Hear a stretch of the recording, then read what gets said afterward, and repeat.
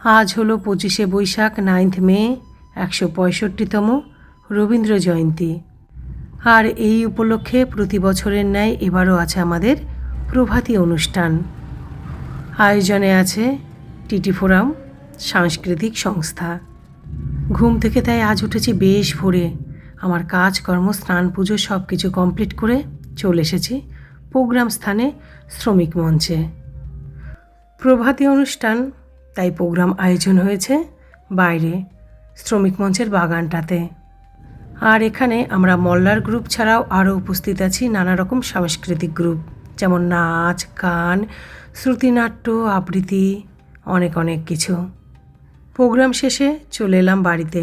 হাতে করে নিয়ে এলাম কৃষ্ণচূড়া আর চন্দ্রকোনা ফুল, আর বাগান থেকে তুলে নিলাম বেশ কয়েকটা বেলি ফুল, যা আমি সাজিয়ে দিলাম আমার ঘরের রবীন্দ্রনাথ ঠাকুরের সামনে।